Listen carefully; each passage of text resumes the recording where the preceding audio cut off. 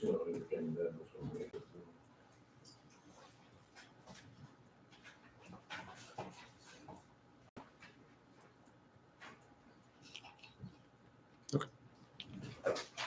It's yours.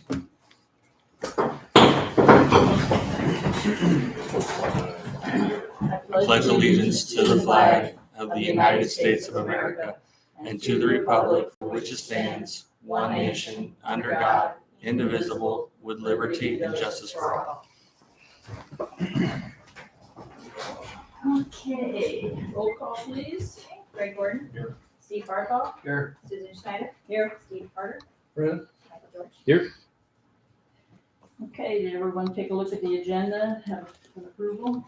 Make the motion to approve the agenda. I second it. All in favor? Aye. Aye. And approval of the minutes from June 9th. Make a motion to approve the June minutes. Second. All in favor? Aye. Aye. Approval of the June 16th special meeting. Make a motion to approve the special meeting from June 16th. I second it. All in favor? Aye. Aye. Okay, first on the agenda is the public hearing, community development block grant application. If you guys remember last year, we were gonna have the big public hearing, went over the fire station. Tonight, Steve is just gonna fulfill that for us, it's something we have to do because of the grant application. So go for it. Okay, so I'll try to keep it brief, but we gotta go through at least the basics here. As you all know, we applied for 2 applications last year, Beechwood Drive, American Legion, and Eddy Avenue. All the both applications were denied. After review of last year's application, we decided to focus on Beechwood Drive this year. Beechwood, as you all know, we kind of considered our main street. Many different roads branch off of Beechwood, many different residential areas, commercial, industrial. It's really one of our very main routes. So the application is really in the same form as last year. We are going to tweak it some based on the feedback we received from CDBG last year. The engineering report that's required is only a year old. It's actually a little less than a year old. So we're going to use that engineering report and essentially really resubmit that application. However, just for the record, I'll just read very briefly. We're proposing to reconstruct Beechwood really from 5 all the way to the terminus, the end. Pavement repair, drainage improvements, roadway resurfacing, other improvements. Total project cost is estimated at $603,903. We propose to contribute $103,903 in cash with grant funds of $500,000, looking at the difference. The $500,000 is the maximum funding request. The project, if funded, will benefit 76.80 low moderate income. That's a number that the state, actually the feds, essentially assigned to the city. It's based on census data.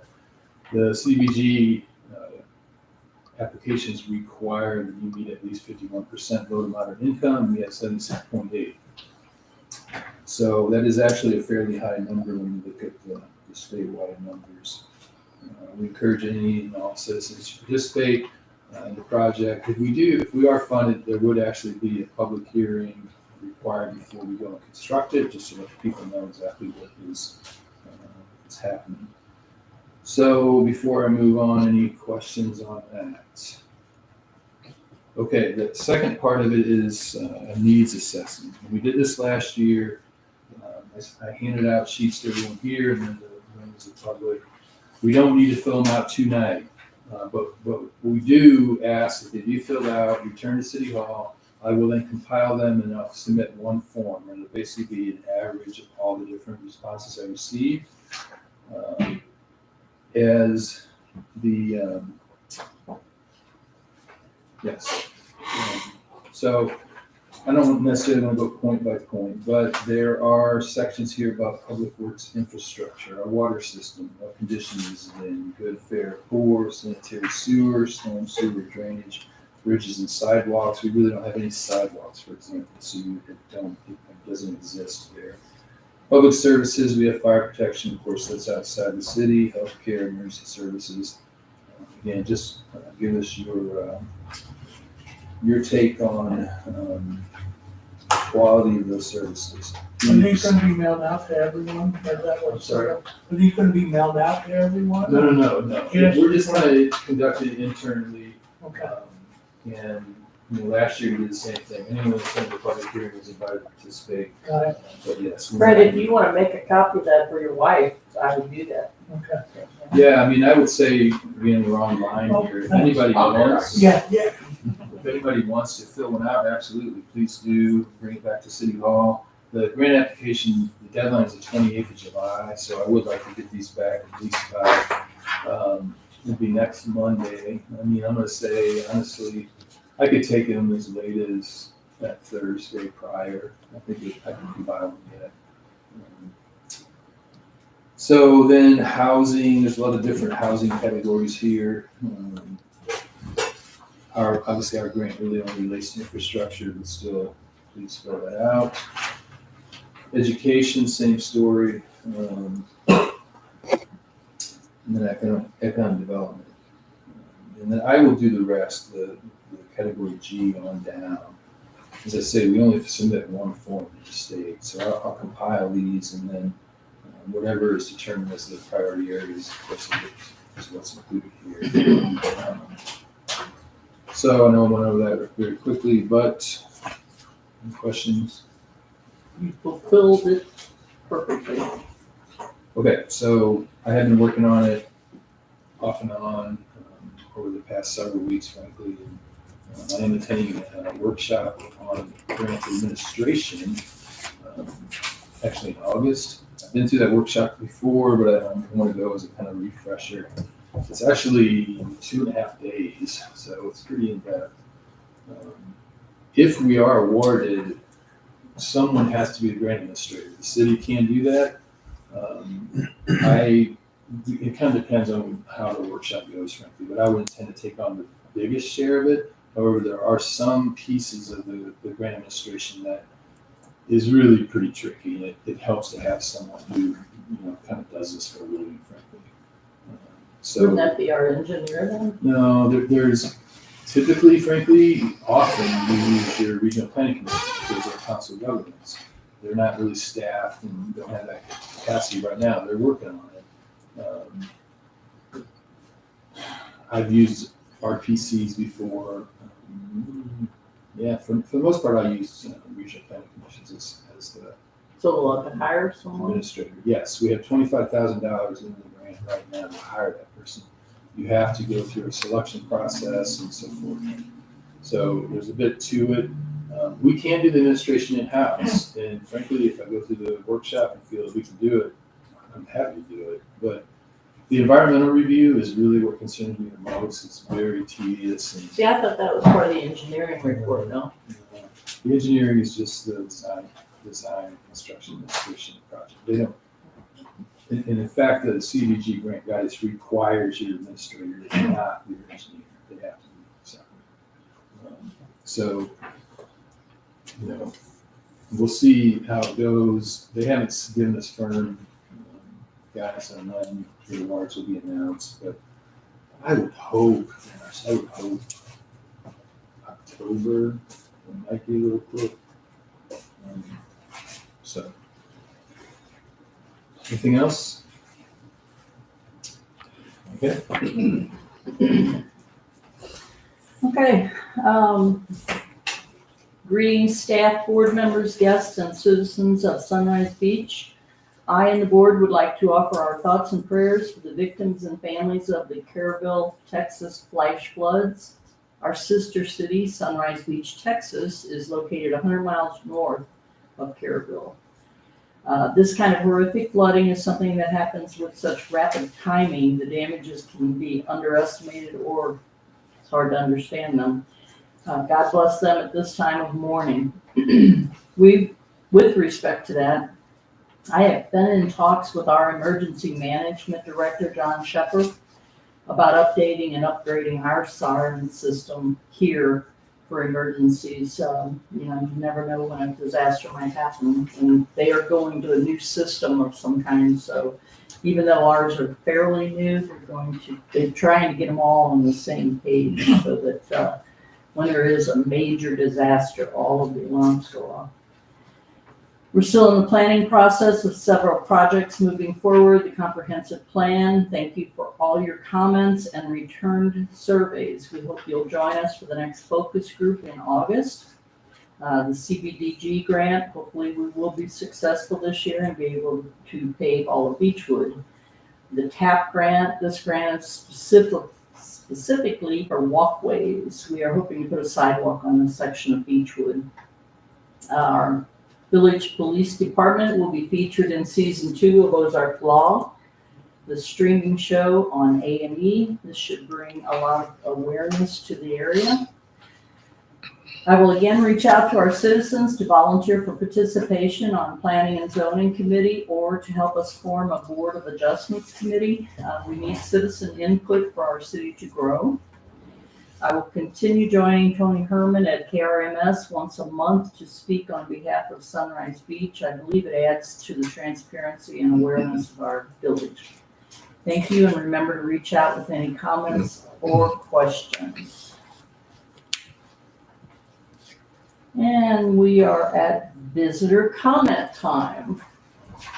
Anyone have any comments? I have quite a few that I'd like to discuss. Okay, can you tell us your name? Absolutely. My Okay. name is Heather Sang, Okay. and I am a property owner with, I own Deer Valley Apartments down by Frankie and Lowe's. All right. I also have a duplex over on Dove Lane as well. Total, I have 18 units that I rent here. I've been a landlord for over 30 years. I have almost 200 units in Kansas City that my husband and I owned and operated as a small mom and pop business. And I had some issues with the ordinance here about the landlord-tenant situation. The most recent situation I had is I had a tenant that moved in November 15th. She came up here on the 22nd, signed up to put water in her name. She did not pay you guys a bill until April 5th. That's 5 months that she went. I was given a notice from Dahlia through an email, and all it said, and I have copies of those emails, it just stated the apartment number and the tenant's name. It did not tell me the amount that was delinquent or anything like that, just that they had received a shut-off notice.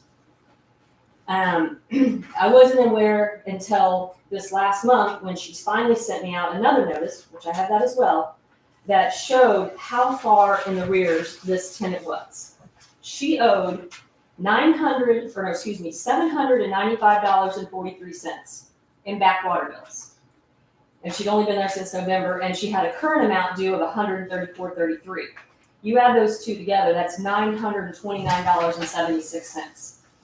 Now, why was this tenant allowed to get that far behind in the water bill when your ordinance has a stipulation in it that if it's over 90 days, the owner shall not be liable, but then it says for the sum for more than 90 days service. So you're telling me I've got to pay up to 90 days of service. But my question was, which 90 days did you want to pick? The first 90, the middle 90, or the last 90? The woman should have never been allowed to go that long and have 5 months of water service without being disconnected by you. And then you guys want to turn and put that bill on the property owner, any landlord in here that has property. And this is another situation of another tenant. I did have to pay that water bill because you guys forced me to pay it or you would refuse to turn it on for a new tenant. It was under that 90-day period. But my problem again with that is when I paid that bill off, I cleared her credit with you. What's to say, and years later, she doesn't go find another landlord in Sunrise Beach, rent the place from him, and come back and be able to put water in her name because I cleared her debt. I cleared her $300 debt. You guys should have something in place with bad debts that if a landlord has to come in and pay off a debt for a tenant, that you keep track of that. And before you would ever grant them new service, you make them pay their back amount due and then forward that amount back to the property owner that had to pay that debt. That just makes logical sense. You know, you're pawning debts off. I didn't use the water. I didn't drink it. I didn't do my laundry. I didn't flush the toilet. I had nothing to do with it. I didn't sign my name on the dotted line when I signed up for service. That should not happen. And ways to correct some of that within you, from when I dealt with in Kansas City, is a tenant should not be able to hook up water in their name unless they bring you a copy of the lease, producing proof of residency. That way, each one of you guys know who the tenant is, husband, wife, boyfriend, girlfriend, roommates, whatever.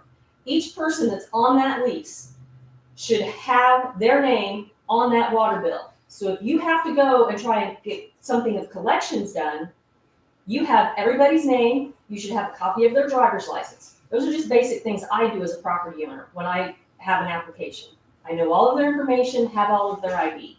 Those things should be addressed within the ordinance. Heather, when I first got elected, and I'm talking about back in 23, I think you were like one of the first persons I talked to about our forgiveness program. I didn't even know what it was, but I think we did forgive that one. You forgave me for a water main break. I had a break from the meter to the building. There was a shark bite, I don't know if you know plumbing, but it's a shark bite, it's a fitting connection. Whatever it was, the fitting connection between where it came from your meter to the side of my building. And then it went from the side of the building underground. Right at the outside of the building, I had a break. And that was, you guys forgave me $600 because we just had water boiling. Okay, I knew we did something. Yes, and that's it's where- been a couple years back. That's where that came from. That was from a break Yeah. in a water line. You are right on our ordinance, and we should have left it go that long, because it, honestly, after I spoke to Andy, our supervisor back there, and if the bill is due, and I'm just throwing out numbers here, if it's due on the 10th, you've got 10 days to pay it. Then you're late. So that would be the 20th. But by the time the 20th comes around, the bills for the following month are already going out. So the way our system should work is if they haven't paid that first bill and their 10 days of grace period on the second bill is not being paid either, then that's when it should turn off. Absolutely. It should be done. And we do have a deposit. Now, that's not going to cover that 2 months, but you're absolutely right that we should have turned it off at that time. And we've got to be more diligent. And I think you've talked to Dahlia, and I think Andy came out and talked to your maintenance guy, and also. Or taking a larger deposit amongst tenants. Yeah. You know, increasing, I mean, I understand you have homeowners, you have commercial or whatever, but when it comes to tenants, maybe take a higher deposit. Yeah. With the water department to cover that. Because the last thing as a property owner, I don't want to pay a water bill, and if tenants got word that you're just gonna let them go for 5 months and not pay a water bill, they're gonna skip out, and I'm gonna be left hanging the bag, and then I'm gonna be up here hot and heavy about it. No, I understand completely, and. You know, I'm not seeing a lot in this ordinance as I'm reading it as to how the water department actually gets paid and the requirements thereof and them getting paid. Well, it says in the ordinance, and this ordinance comes directly from a state of Missouri law. So we didn't make it up that the landlord has to pay it. It's in the law. But our ordinance says that delinquent in payment for 30 days. So that is a little bit of a misnomer, because I don't think we've ever turned anybody off after 30 days. Now, when you're talking about getting into the second 30 days, yes, I believe we should be turning people off and also notifying Who in you. here has the authority to tell that specific tenant, going 5 months down with not making a payment, and then the first payment they made on that 5-month bill was $58? Yeah. Okay, so who has the right to say to tenant A, I understand you're having a hard time, we're gonna let you slide this month? Who has that authority? Well, we have a clerk that does all the water billing, and we don't oversee her. We don't stand over her. You guys don't have a every day. monthly thing that you look at delinquent accounts and how far delinquent accounts are?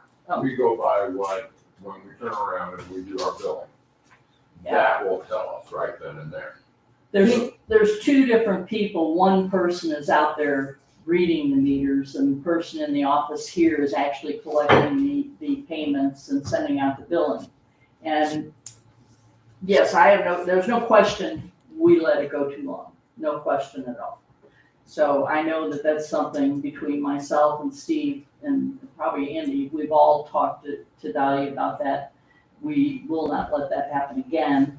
And we do have, things that we can tell tenants about getting government assistance. There are churches all over the neighborhood Sure. that will help people out if they are truly in dire situations. So, And I'm not an uncompassionate landlord. I mean, I've had tenants come to me and say, my cat or my dog's dying, I gotta go get, surgery, the brakes went out of my car, something's happened, my grandma's sick, I've gotta go out of town, I'm not gonna be able to work for a week.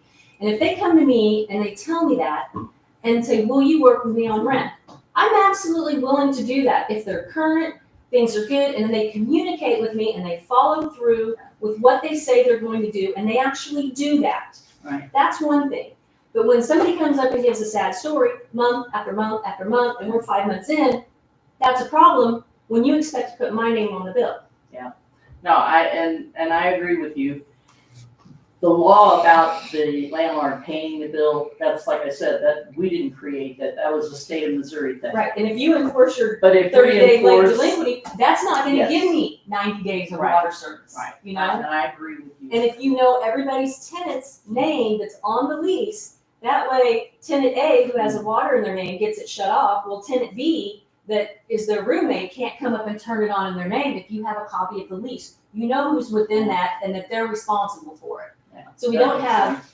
people, same people in the household coming up and putting water in different names just to keep the water service going. Right.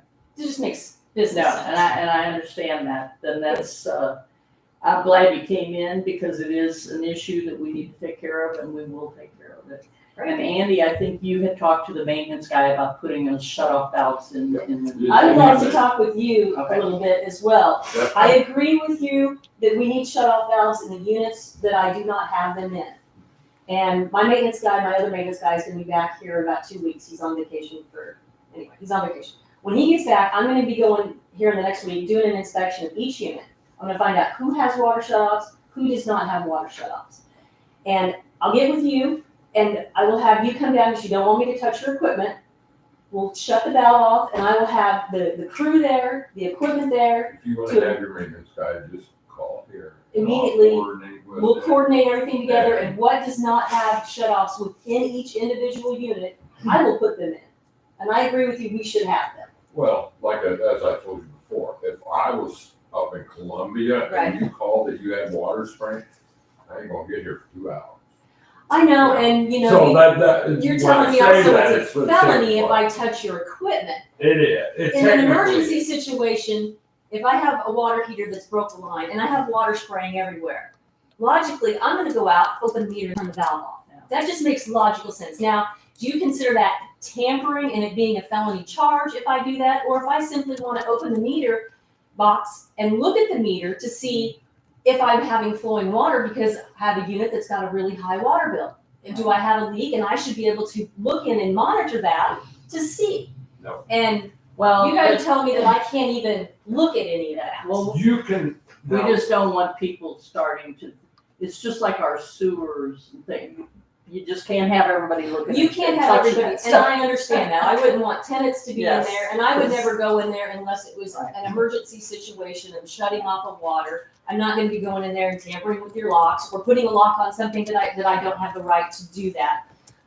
But in the same right though, as you're out there and that person a half mile down the road doesn't know you, seeing you get into the pit, they're gonna think they can get into the And the pit. shut-off valves, I think all new homes and buildings A lot have of them it's now. the older stuff. The Yes. older things. That just don't- apartment complex, when it was originally built, was built on wells and septic tanks. So there is not always, in some of the units, we do see shut-off valves. Mhm. Some of the units we don't. And I talked to the old owner, Jeff Sutton, about that last week.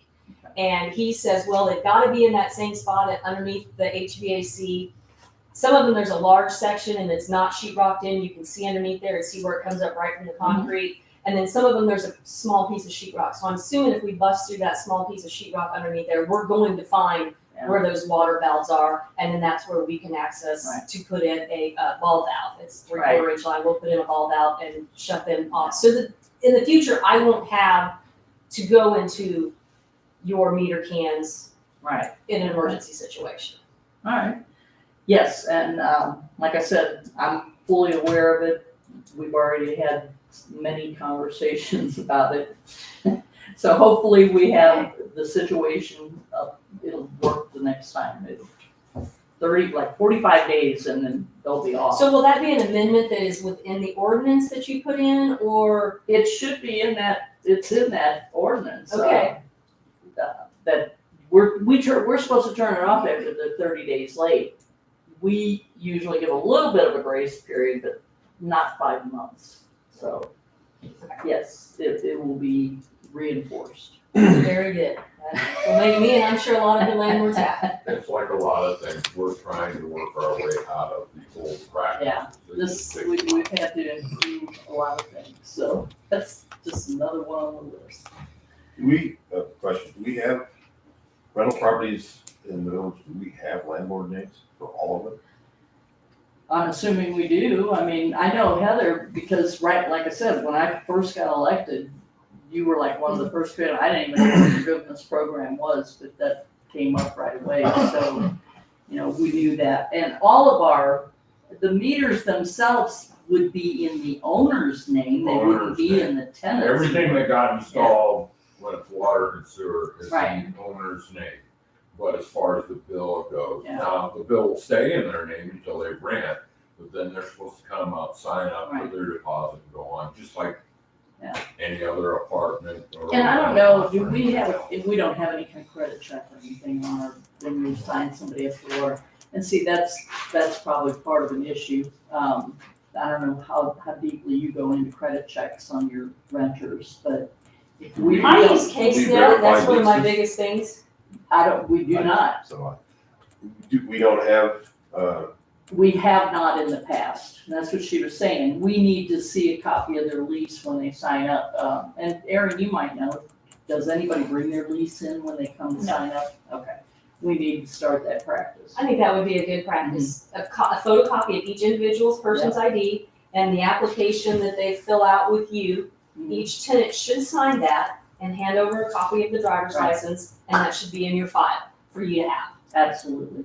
Do we have the owner's name Well, of the she building? is. I know, Yes. this case, I'm talking about going forward. Do we know who owns the building, and are we noticing them that their tenant is now past due? Because they're gonna end up being responsible for it. That's why we're having this discussion right now, because. And not we only the didn't- past that they are delinquent, but the amount thereof, which is what states in the ordinance, and that's what I was never getting. Did you get contacted on this earlier than 5 months or just now? I'll show you real quickly what I received. I have a question for Heather. Okay, go ahead. Are you notified from the power company when they're delinquent? Como does not notify Does me. Como, because that was my next question, does Como notify you as a property owner? No, because Como does not go after the property owner for any delinquent amount from a tenant's account. Right. The tenant's Como is responsible. very good about shutting it off. They are. Immediately. They are very good about that. Yes, unless it's winter and there's a bunch of, Unless there's Right. ice storms and situations like that, yes. the reason I ask is I owned multiple properties in Illinois before I moved here. Mhm. And I had an agreement on every property with Silco, Central Illinois Cooperative, which was through Ameren. And if they were late, they would send me an email that said such and such a tenant is late. Then I would call the tenant and say, you're late. I didn't know if they did that around here. I asked this situation because dealing with a specific tenant's water bill, I was concerned because she was a month behind in rent with me, about a month and $200 behind with me in rent. And I called the Como to ask them about their bill, and because my name is not on that, they won't tell me if it's late. They don't have a landlord agreement or anything? Zero, Okay. nothing. And I said, well, can I go look and see if the meter can, it says it's on? And she says, well, yeah, it'll be lit up. She says, if it's spinning, obviously, Mhm. or the digital numbers are clicking, you will tell that it's activated. She says, but we don't come out and put red tags on it. We don't physically disconnect it. It's a disconnect through the office electronically. Mhm. They will tell me zero, nothing, because I'm not on that thing, and they're not going to come after me for a bill. Well, they wouldn't come after myself either, but I would get notification. Right. And I've had that, I don't understand why the electric company can't come after me or somebody else's electric, but yet the water can, because they're both a municipality type of a service. I mean, what makes the water department I'm sure it's Able- internal. I'm That's sure probably it's their internal policy. They're just ignoring the state law, is what they're doing. Was where I was from, the Peoria, Illinois area. Well, Ameren pretty much runs everything in central Missouri, everything, it's just different names. And they have that in Illinois, I don't know why they don't have it here. It might just be an internal policy with Yeah, Como or. I get nothing from Como if anything's off. The only way I would know is if I physically went to the meter and saw that it was not functional. That's how I would know that the power was off. And it is against a law for anybody to reside within a property without running utility services, meaning water, electric, and gas. You're legally not allowed to live in there, which then gives me an advantage to notify them, you can't be in this apartment if you don't have running services of water or electricity. It gives People were me, living in storage. That's not what that started. Yeah. But, okay, It looks like this lady paid like 4 payments from November till now. So out of the she 9 paid months. 3, I don't know where that last one came from. This is what I got as a notification from Dahlia. It just listed the name and the apartment number. That's all I got for months. I mean, that's all I would ever see from her. Then I got this notification. That just basically said, we're shutting you off. Nothing of an amount, nothing of it, until I finally got this one. This is when I got irritated because of the amount that she owed. Because I specifically increased my security deposit by $300. I usually collect 1 month's rent. If their rent's $800, I collect an $800 deposit. Right. I increased it by $300 due to your ordinance, because you're gonna make me pay for 90 days of service and the average bill is $100. So I don't tell them it's specifically for water, but it is an additional part of security deposit that I have started collecting because of that. And that's when I got this notice. And that's when I'm like, hey, you want me to pay 90 days of service and you're not even collecting anything for the first 5 months. That's just not, you can't do business that way and expect the property owner to absorb that debt. Now, it was an issue and hopefully we've got that straightened out now. This is just a form letter that they probably send out to Mhm. anybody, so. But yeah, she says, Heather, this is a heads up, we'll be sending shut off notifications. That should have been done 45th day, Yes. so. She had notified me of stuff, but not, I never knew that we were that far behind in the debt. Otherwise, I would have been on that tenant myself long before that, had we gotten to those extents. I'm not positive how the billing system works. I don't know if it gives her an alarm when somebody hasn't paid, or if she has to physically look to see if everybody has paid. I'm not familiar with the system, but I'm pretty sure that she knows now that she really needs to. And I think you guys ought to, if you have a monthly meeting, you should look at delinquent accounts. There should be some sort of a printout that shows delinquent accounts and the amount that they're delinquent and stop When this we from took happening. over the administration, there was a very long list of delinquents. Right, and the thing is if the water department has to absorb those costs, at some point in time, it's going to go across everybody that pays water within Sunrise Beach in raising the rates. Yes. And you're letting these people get off, and we should not, No. as a city, being allowed our rates to go up because of the delinquent few. And it's not, like I said, we're compassionate enough that we can tell them about government programs, we can tell them about churches that will help, and we will start doing a better job with that, as well as enforcing 30 days. And can we also do something on the ones that don't pay and the landlords have to come up and pay that bill? How do we, because I have a tenant, that I had to pay her water bill on, something Carlson, I've got a picture of her ID here somewhere. I had to pay $300 water bill on this one. Is that one from a couple of years ago? She was just last year. Just last year, I had to pay that water bill. And what's to stop her from coming up and putting her name on another landlord's property and doing the same thing to them. How does the water department stop a bad debt? Is there a way to put a notation in the system for that, Aaron? They go in as inactive so that their name will be flagged is when they come into the system. So Dahlia does, I believe they go in the system as inactive, so their name will come up when she puts their name into the system. So even though they don't have an ID, her name would go in the system. If she goes to plug this in, it comes up as an inactive person and it shows why they're inactive. I was just saying, it has a notation It as has a notation. unpaid, okay. And then in the ordinance, or is that something that you can add, that until they pay that previous debt with the water department, they cannot have service? And that money that she does, if she does pay that, then be returned back to the property owner who originally cleared that person's debt. Because it's right now, I mean, Donnie's like, well, I know, I'll know her face if she comes back in here. I go, but what if in 5 years you're not here? What's gonna stop her from taking advantage of another property owner? We could probably talk to American Water, the people who put that system in, and ask them how other cities deal with that situation on renters too. Yes. But yes, we have heard you.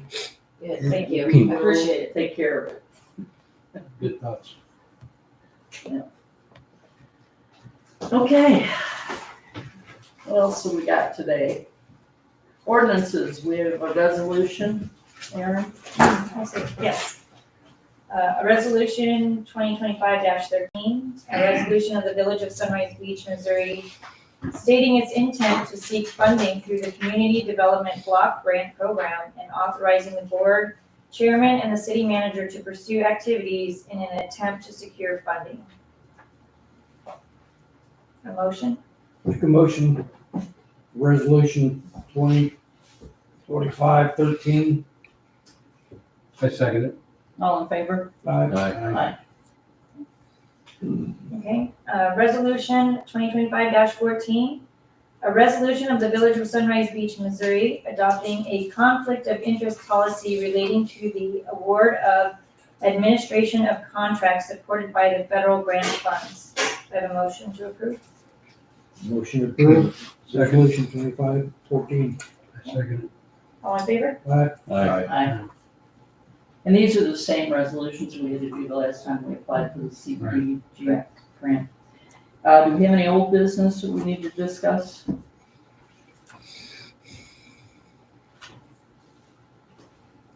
Okay, Steve, let's talk a little bit about Kula Bay. Okay, Cool Bay Road. Cool Bay Road loops around and through the Captain Rounds property. The north side of it is up the hill, close to the sewer treatment plant, and it goes down to Captain Rounds. It also accesses Maui Way, residential neighborhood off of Kula, and then it loops through on the south side. It connects to Forest Park Road.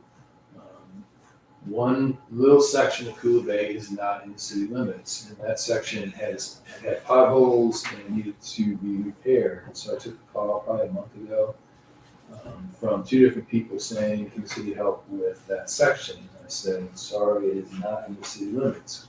Clearly by the county GIS map, and that that's on that wall. It is a little bit unusual, but there's that section of Kula Bay, it's not in the city limits.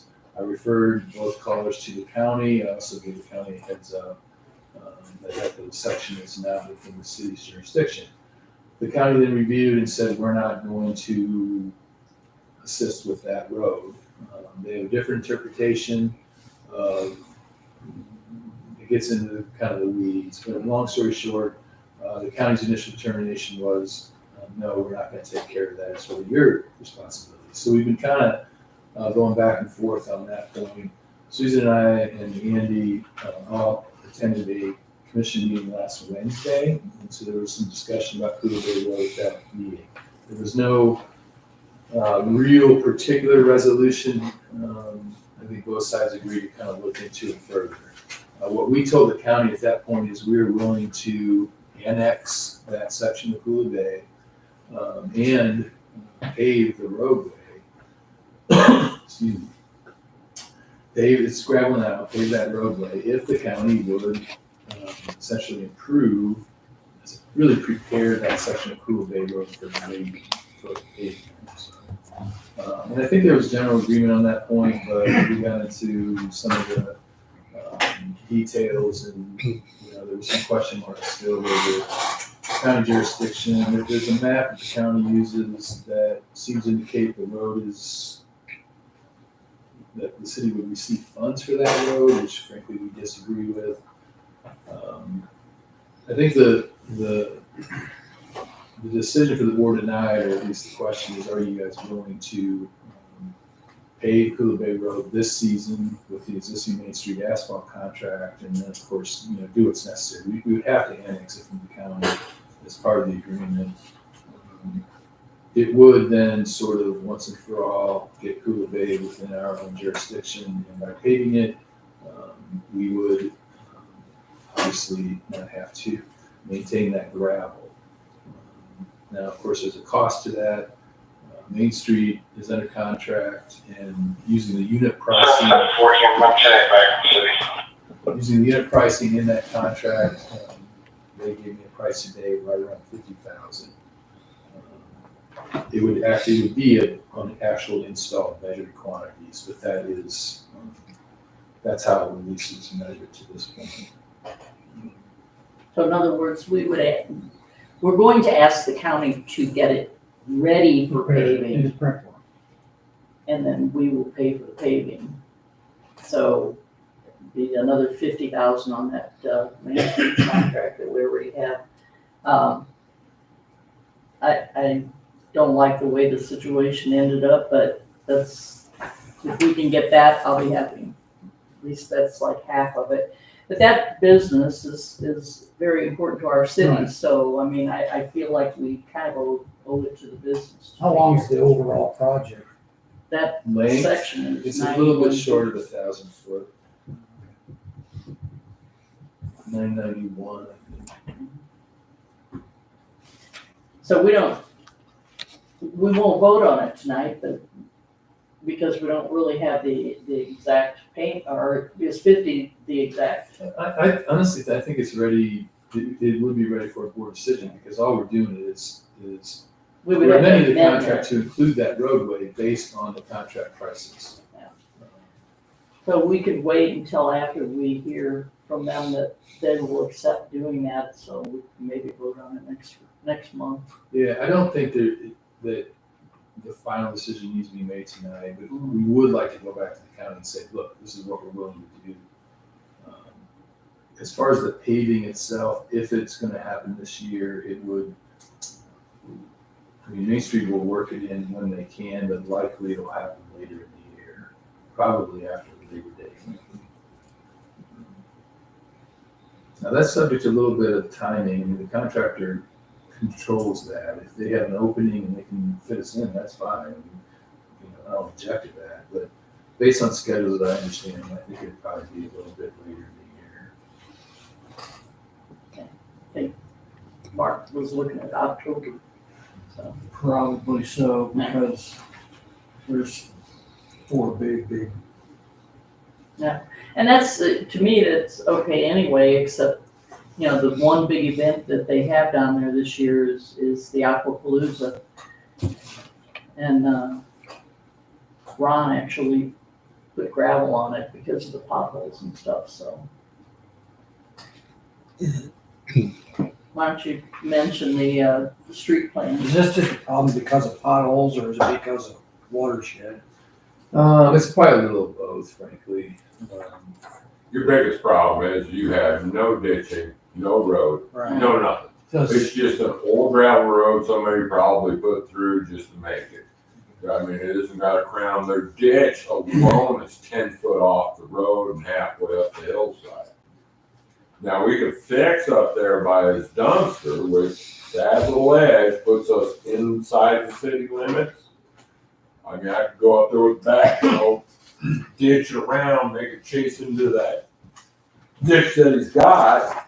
That'll stop up there by the trash cans.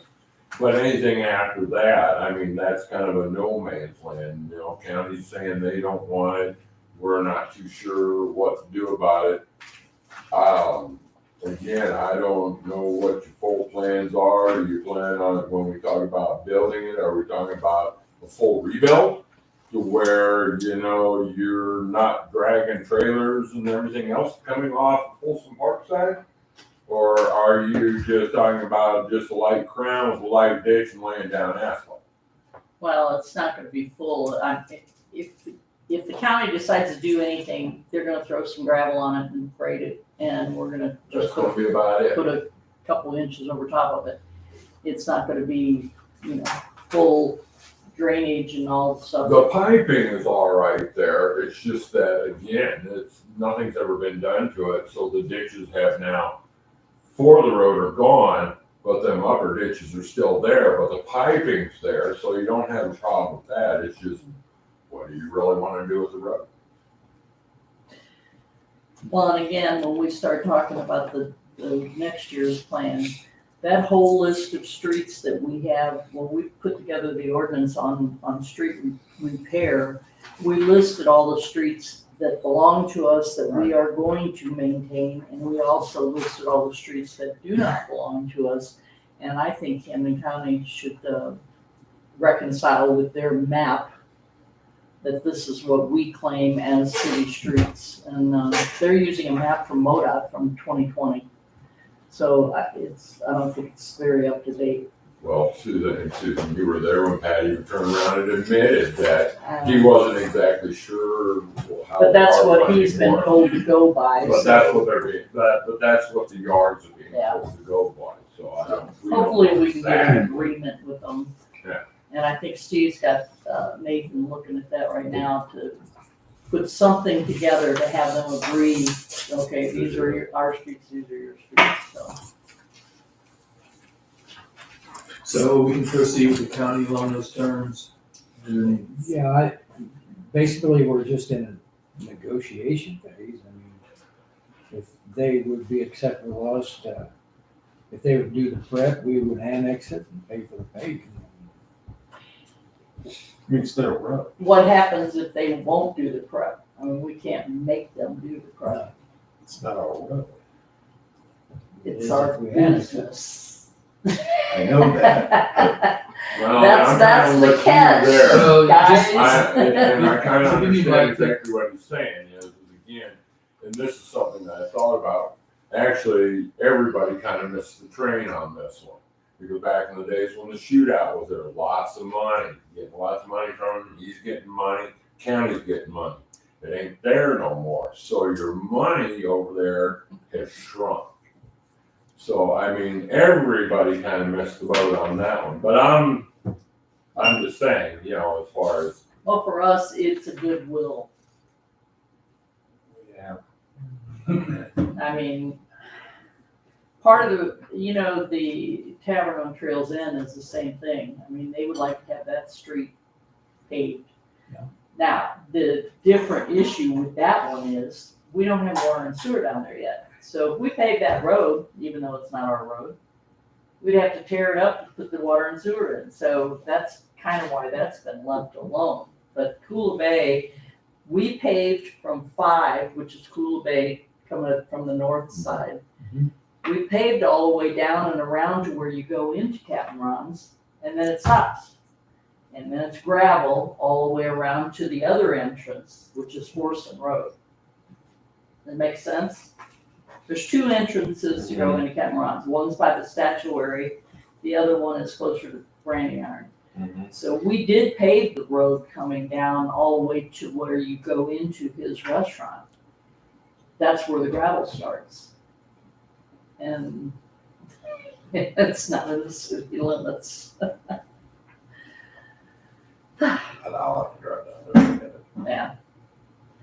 So I don't like paying for everything that doesn't really belong to our city either, but I have to look at it both ways. What about asking Captain Ron to split it?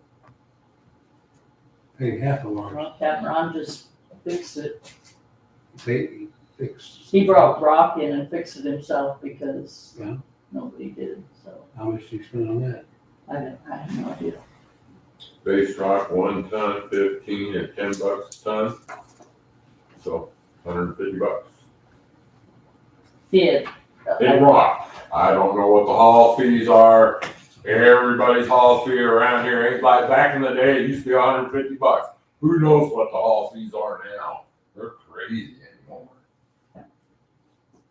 So $150, probably no less than 250 in a haul Chump rate. change. So talking I think you have to split it. He's gonna receive the benefit. We are too after it's done. So who's arguing that it needs to be paid? Ron Us. asked us if we would fix the road. Why didn't he ask the county? He has asked the county for a long time. Yeah, I mean, I'm not sure honestly, but very likely he had. It's part county, part city.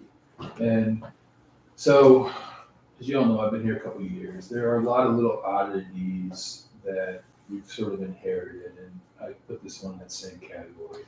In my opinion, it's only my opinion, the road should be ours, but it is clearly not according to the county map.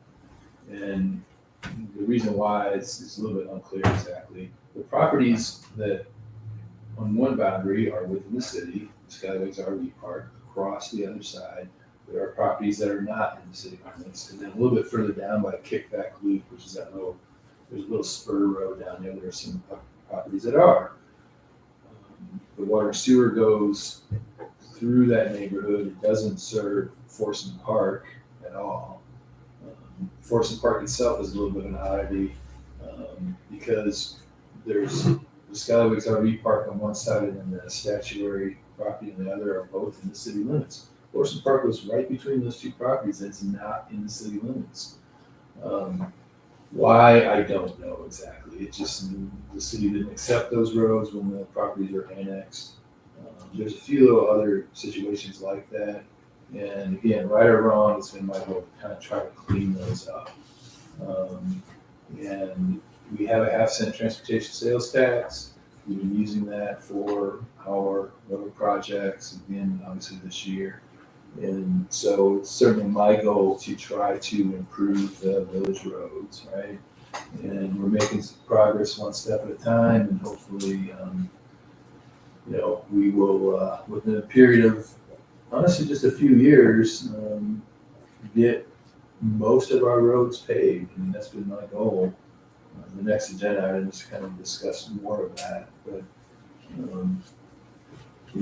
if the board is not comfortable with that approach and would rather, we, basically try to get the county to take care of their piece and us to go on, that's fine too. I just, it has been kind of my approach to sort of, basically try to clean these little messes up, frankly, and take them on. I mean, obviously Captain Russ is within the city limits. And it's not just his location. There is a residential neighborhood off to Maui Way, which goes off of Captain Ron's, and then there's a couple residential properties off of that Kickback Loop also that have city water and sewer. So, No, Maui Way isn't in the city either. Or it is it in the is a city, real oddity, but we're yes. not doing the road because it's. Yeah, the road was not annexed, and yet those properties are. And so that's another question for us in the county, which I think we'll probably have to get to later.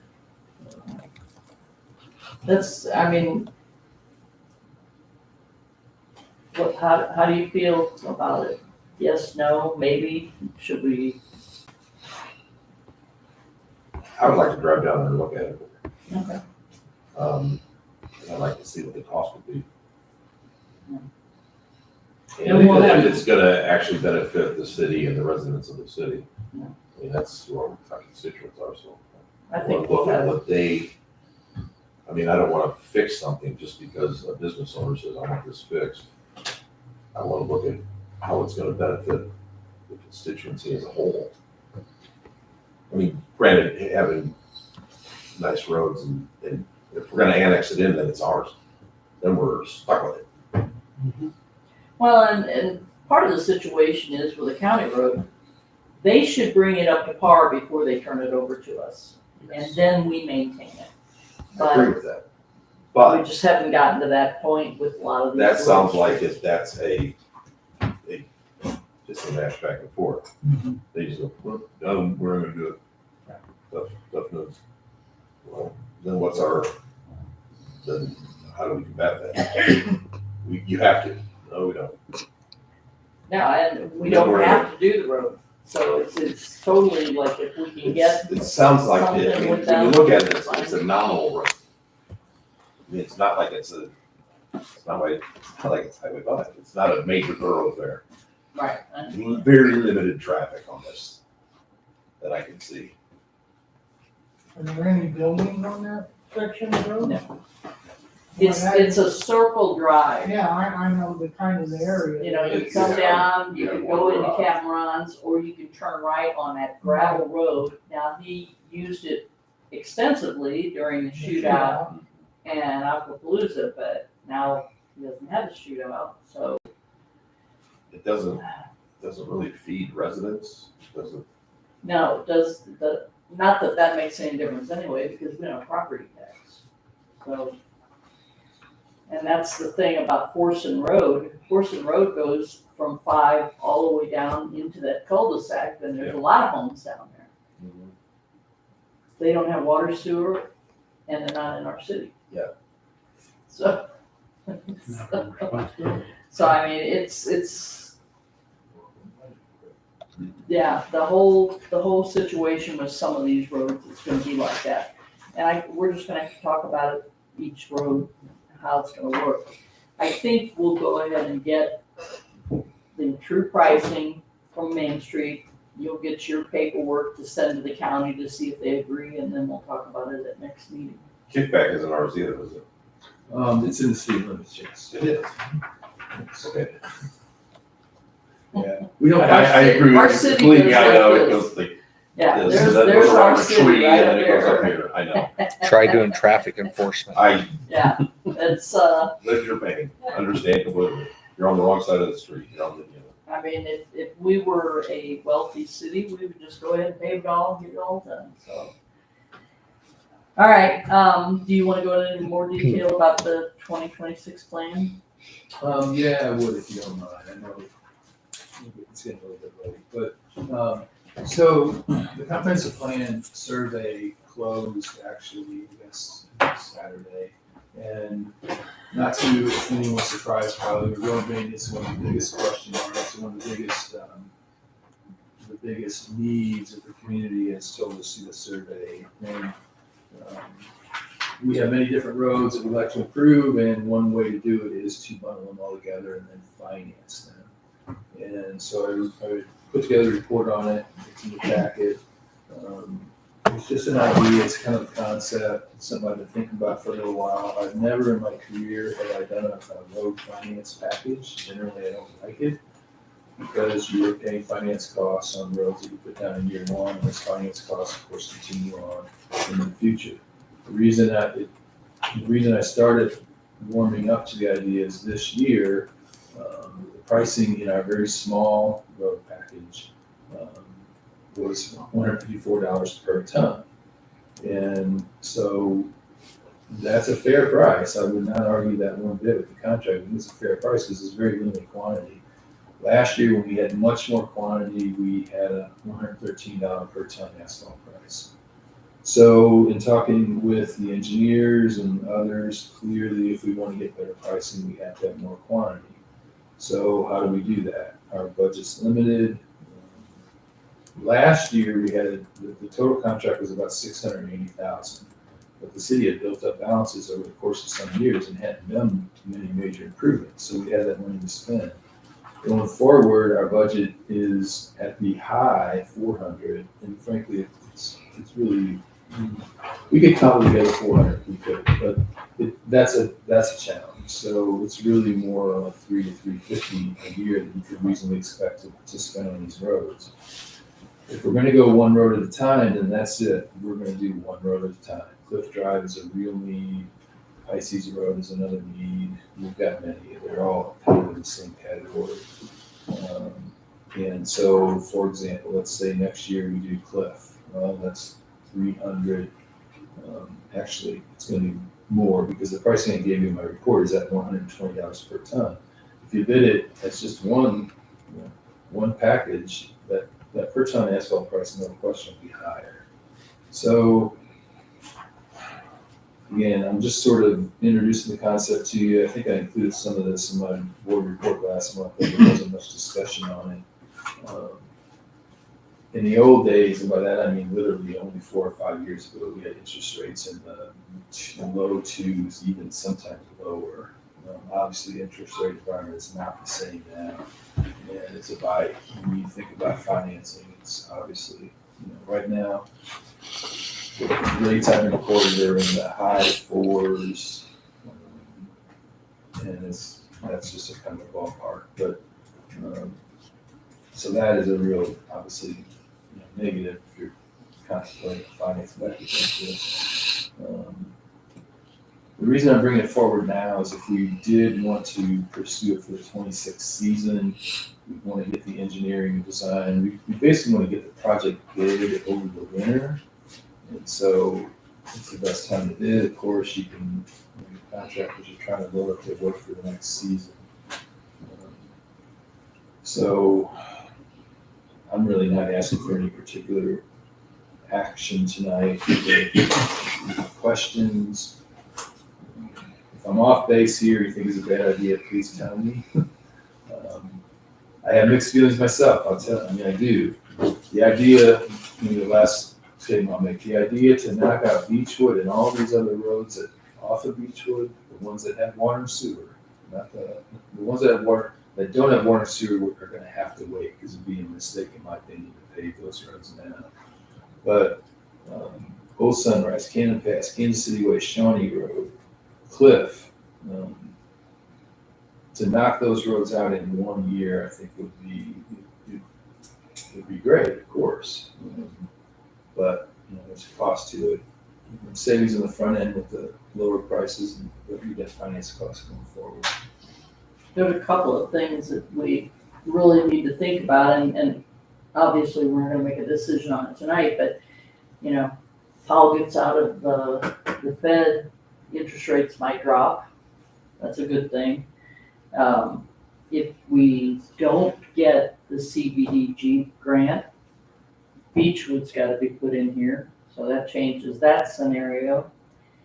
But I mean, the overall thing, if we get to close to the end of the year or in fall and we see that our sales tax is good for the year, because, we had that discussion at budget time. If it looks like our sales numbers are gonna come in okay by the end of the year, we're not gonna be way down or anything. I think next year it's only gonna be better if the interest rates come down and everything. So getting it all done at once, to me, does sound good, because then we're not picking up little roads here and there. Because you start trying to get a guy out here to do asphalt work, and he's got to drag all this stuff here to do one little piece of road. If we did this all in one big package. So again, we're not going to vote on it tonight, but it is something that I think we should really do some thinking about, as to if we want to go ahead and get the streets out of the way. We've already got our phase 4 project for water and sewer. That's gonna go into 2026 and probably part of 27, so we won't be going into another water project until 27 probably, so fix the streets.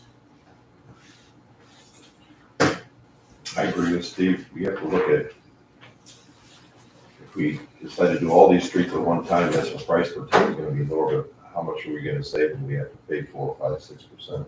Right. Exactly, that's why, I mean, You just have to Yeah. figure the numbers out. now, if the interest one- rates drop like they should, and we get down to a 2.5, 3%, then it's really looking much better. And you're talking a 1.2 or Another thing too, 1.3. Steve, on these projects, when they bid them, have them look at some of these roads, because there may be some of these areas that you could do milling cost recovery. they'll go in and mill that, and those millings get sold. Yeah, yes, yeah, I know what you're referring to, and, it's a good point. If we could do a less expensive treatments in these roads, of course, the costs would come down. And we haven't had the engineers analyze that, but we should, it's part of the whole deal. What this, especially I put together here, is a 3-inch asphalt overlay on all these roads. And it may not be necessary on some of those. Just something to think about going forward. I mean, that's what that comprehensive plan was all about, and we're gonna get that, finished up towards the end of the year, so we will have to start thinking about what we're gonna spend money on next year. If you could drop your tonnage on the asphalt from 154 to 120, you can offset a lot of interest, Right. even at 4%. Yeah. I mean, if the interest rates come back down, this deal gets a lot better, of course. So, I think a lot of us do anticipate them coming down. It's impossible to say for sure. Okay, you may be hearing a little bit more from me on this. I would like to get, to actually engage an engineer to do some specific work, cost of living, but at least we have a conversation about some of those alternate techniques. I'd like to do that as well. Okay, so quickly on budget, July sales tax was not good, as I noted in my report. However, when you dig deep in the numbers, we have one payer who is badly delinquent, and it's with the Department of Revenue that eventually comes back to the city. But still, there's no denying that the numbers for the year are I say sluggish. They are tracking behind last year. The weather certainly is a factor. There's no question the spring was wet, and some of the weather was not a great weather weekend for sure. And where are we at? So in general, yes, I was disappointed with that. I do think we stand a good chance, frankly, of recovering and still hitting our budget targets. But it really is kind of a month-to-month thing. July 4th is busy. There's no question about it. How it reflects on our actual sales tax receipts remains to be seen. General fund is in fine shape. And for me, at least, my main goal is to keep general fund strong, and we are. We're really in pretty good shape in general fund. Capital improvements, $435,000 as of last week. Transportation $322. So those balances are still fine and healthy. That is the source of funding that we use for any of our projects. In 2025. We hit both capital improvements and transportation sales tax. And then when it comes to expenditures, we've had some major capital expenditures. I say major, basically because of equipment that you guys are well aware. Apart from those capital expenditures, we really haven't, the operation maintenance spending has been fine. There's nothing, no issue there. So. Still, the budget picture for this year still does remain to be seen. It really, July, August, September are the biggest sales tax receipt months for us. But that June number was a little bit. I was hoping for better for sure. You mentioned in your report, one payer is seriously delinquent. Yeah, and I can't. We don't want Business. It is a I little. know. David. Yes, and I communicated with DOR about this I one. wanted to know if you talked to the Department of Revenue. Yeah, of course. And it's frustrating because. I think if they won't do anything about it, I still think you should contact the IRS. Yeah, It's federal, it's state, it's not federal. Yeah, well, And as I've told you personally, in general, my experience with DOR has really been pretty good. This one's frustrating me. I don't really know why. I told them, I started having this communication with them early in the year, and it's, typically what happens is people aren't paying their sales taxes, and the state essentially writes them a letter and says, shut it down. And, see, they don't choke down either. and That's a problem. And so, we'll continue with it, but, We'll just need to dig a little bit deeper how we can alert somebody. Because I think there's other agencies we can contact that maybe put a little pressure Yeah. on them. I mean, sure, we could go upstream, Mhm. upstairs to, office administration, or whoever, but, yeah, we'll keep working it, and if I don't see any response, this is kind of a month by month thing, the receipts are closer monthly, and so, if we don't see anything by next month, we'll really have to start beating on the door, because it's really not acceptable.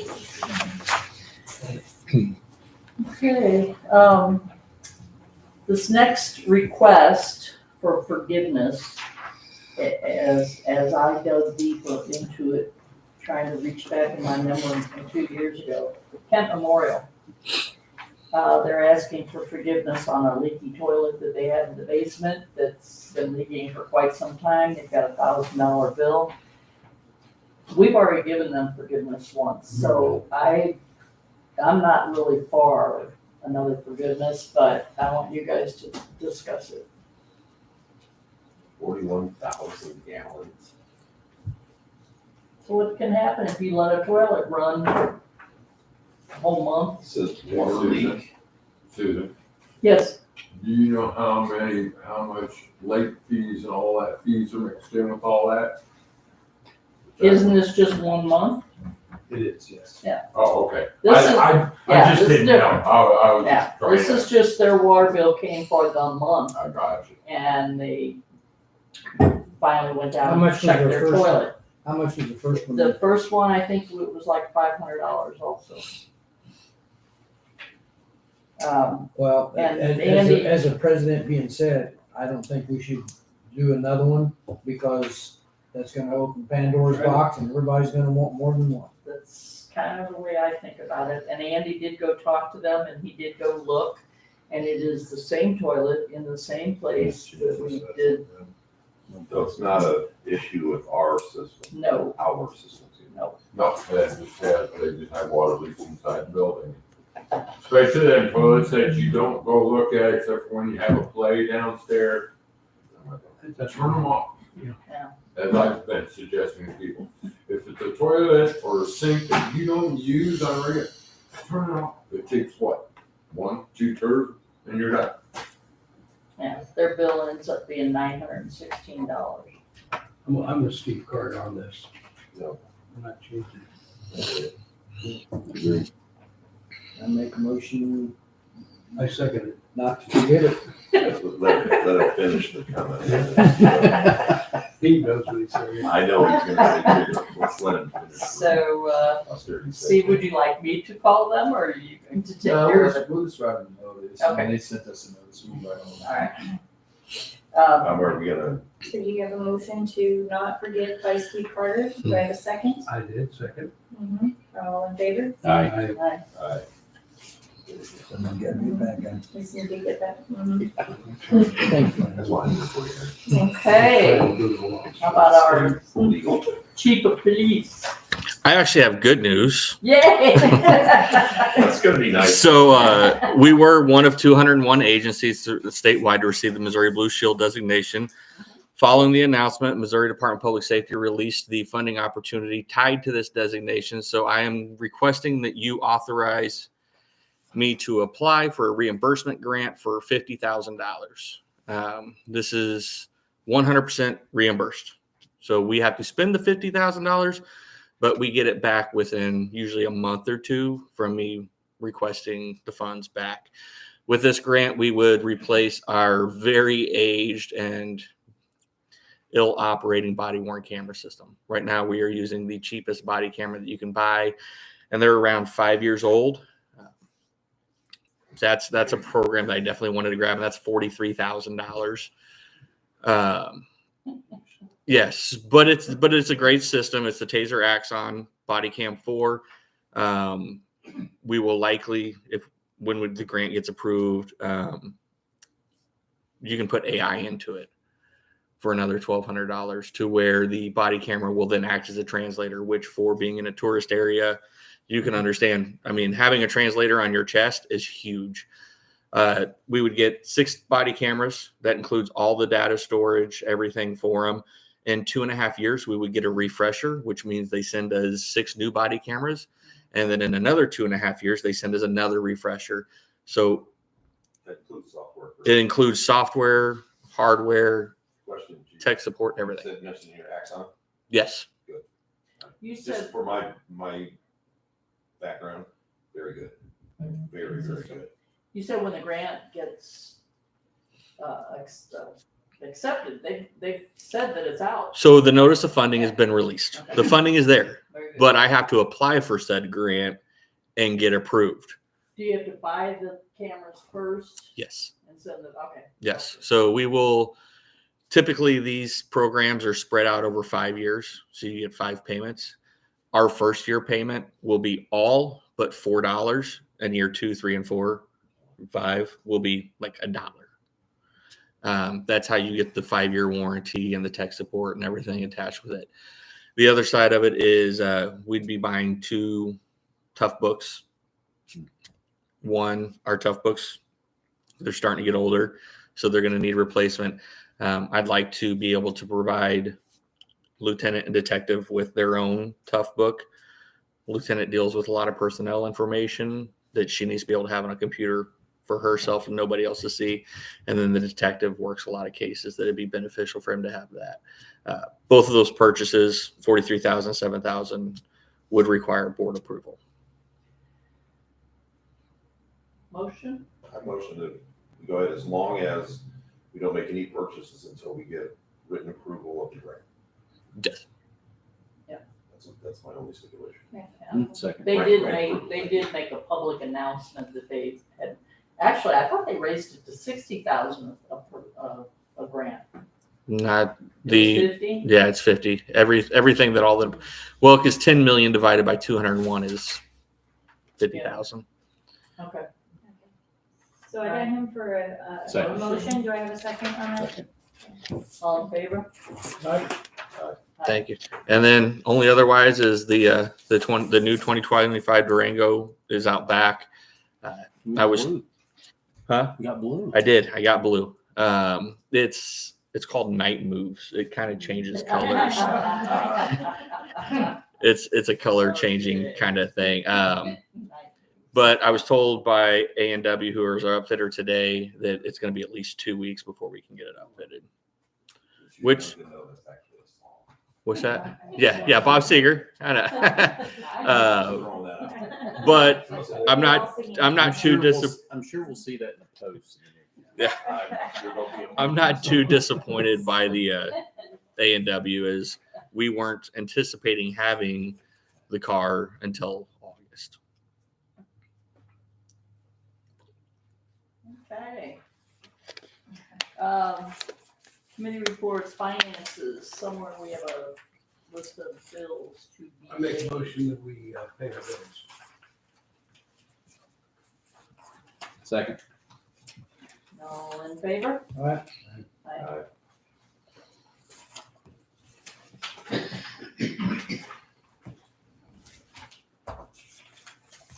And I think that's it. Make a motion adjourned.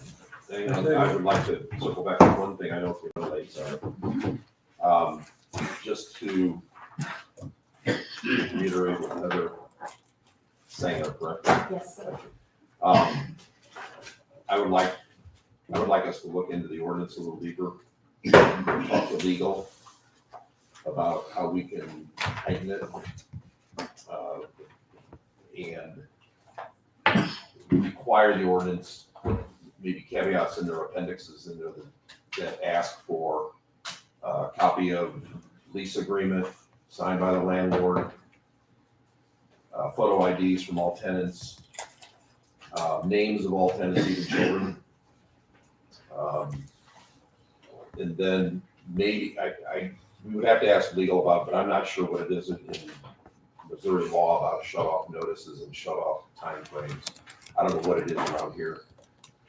Again, I come from Illinois, so I know Illinois stuff, but I don't know if there's stipulations in Missouri that you can only shut off certain months, or if there's children involved, there's, I just would like to know. Let me ask this, when the water's shut off, they have to notify the health department?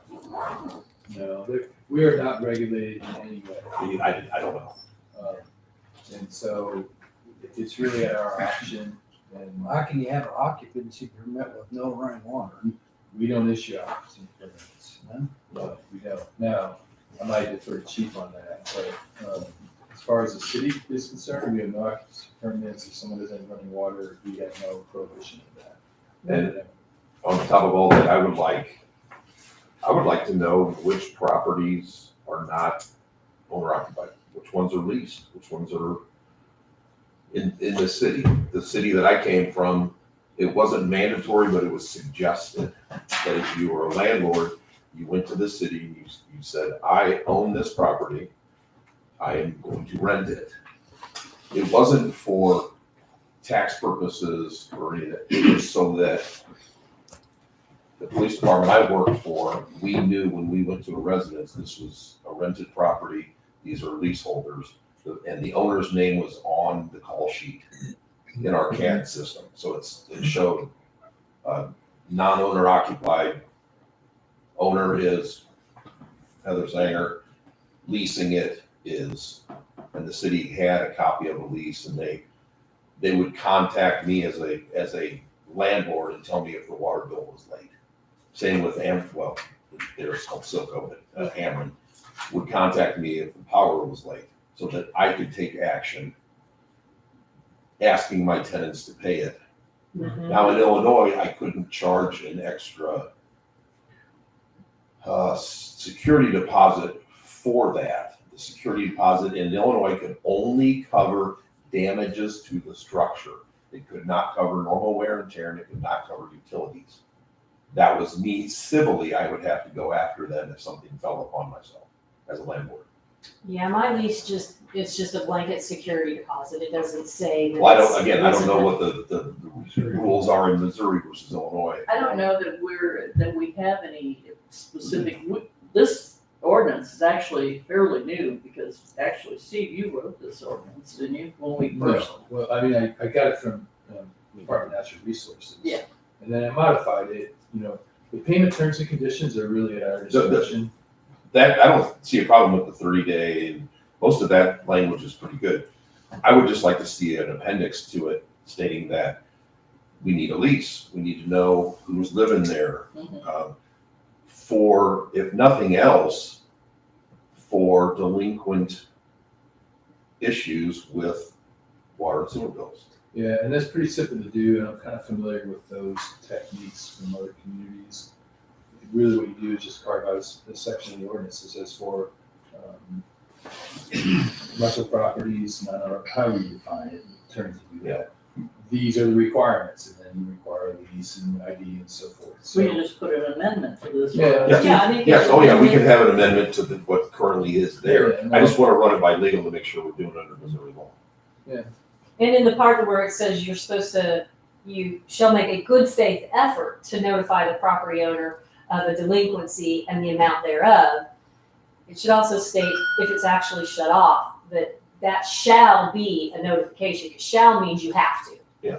Good faith effort is one thing, but shall means you are required to notify the property owner when this is going to be shut off. That way, we're aware of it, just moving forward. Missouri's a little more landlord stronger than Illinois.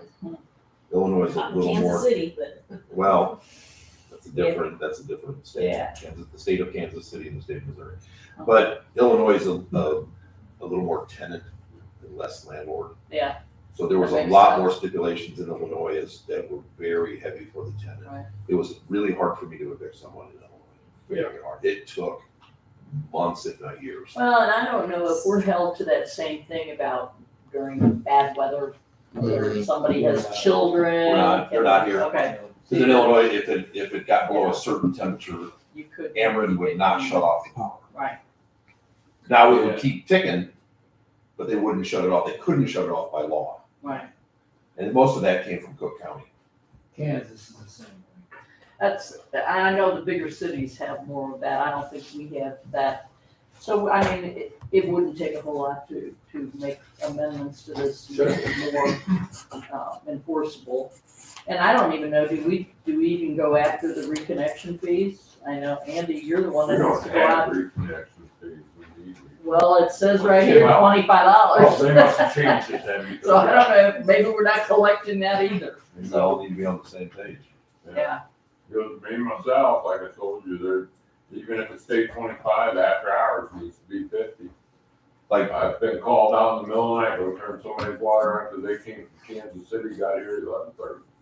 They won't do water. when we first, I was elected the same year Susan was, and we had a stack of delinquent water yes. bills that could jump a mule. We It had was- one guy that was like 20-some thousand. I'm like, what? And the previous, I'm not gonna say anything disparaging about it, it just didn't get taken care of. And this was before Steve got here Well, too, we're so he was saddled small, with some we of don't this. have enforcement like some cities Now, have, this- so. Connection fee, let me ask you this. I have a tenant, they move out, their bill is current. They call up, you guys actually physically come out and turn it off? Or, I mean, time they move out, give me the keys, I go up and look, it might be over a weekend or whatever. And I don't have a tenant to go in there right away because I need to go in there and clean it, paint it, or whatever, I need to put the water in my name. Are you gonna charge me a reconnection fee in between tenants moving out for the landlord to connect? No, but that's, Usually it's just a Have to be meter shut read, off. isn't it, Steve? Yeah, if the ordinance needs to make it clear, we can, but the way I would interpret that is it's only in a situation in which you were physically shut off, you came back, Okay. made payment, we reconnect you. right, Moving in, tenant from tenant, if it doesn't require a lot of cleaning, the tenant left to clean, and I can go put a new tenant right in there. Does the new tenant have to pay the reconnection fee? right. Well, there wouldn't be a reconnection because it The never new gets turned tenant would on. have to pay a So if it deposit. never the turns deposit off, has there's some. no problem with connection fee. So we would just But for read it. you, just like we have water on for you right now, Mm-hmm. it's in your name. So when they go back out, when you say you have a tenant, or when the tenant comes in here and gives us the paperwork, then we will go out and read the meter at that point, and it starts up with them. And it would be a prorated for whatever that month period was. But the shut-off valves are important for that reason. What he was talking about is, We just Call ran it into the last 10 or two 11. winters with so many places blowing water lines in their houses and trailers. And it got to the point where I run over there and shut it off. Tell them, you got a plumber, put it in. They wouldn't. I turn it on, I get a phone call an hour later, blew another line. Be back over there, shut it off, plumber comes, turn it back on, get it. The one place 5 times one day. well, and maybe that should be in the ordinance too, that all structures must have an indoor shut-off. Yeah, And that's, when you brought that up, I 100%. Yeah, no, you were great with that. No, I no. Each individual unit should have it, and I have some that don't, and I will correct that. I will, Yeah, it's not expensive. It's no, it's just a ball valve, it's the Just- time and to do, to get my crew in there to do it, and, Okay. I plan to reach out to you 1st of August to get that No, taken care of within and my like property. I said, I'm all about improving, so. I'm good. Okay. That's all I want to bring up. We just wanna make sure that we get it right. And I think And then y'all everybody's preparing me. clear on. I'm sorry, Steve, I was pretty hot the other day when I came in here, but I think you can understand why I was upset, Sure, that's you fine. know? We're all people, we all make mistakes. But if we can correct it moving forward, that would be fine, and, I'm happy to with tenants, if they don't have a physical copy, they can either take a picture with their phone and show it to you. If you guys want a hard copy, you can email me or Dylan, my property manager, we can get that scanned and get it sent to you so that you actually have the hard copy. When they sign a lease, I don't have a copier to hand them Right. a lease, I have to go home, scan it, copy it, either email it to them or physically print a copy and go take it back to the door before they can come up here. But I would facilitate in getting the copy scanned and sent up here to the office, at least as far as the lease part. You would still then need to get an ID. I will cooperate with you guys any way I can on getting you the leases for our tenants. And we need to make this for all rental properties, so it's something that. I think it's a we'll good thing have for to every do. landlord that has property within the city of Sunrise Beach. I totally agree. This was a good, productive meeting, I'm glad I came. Glad to have you. All right. Now, Okay, Heather? I'll go ahead and see. You were gonna adjourn? I use my turn. Okay. Motion to adjourn. Yeah, we got, we all in favor? All in favor? All right. Okay, so- I know.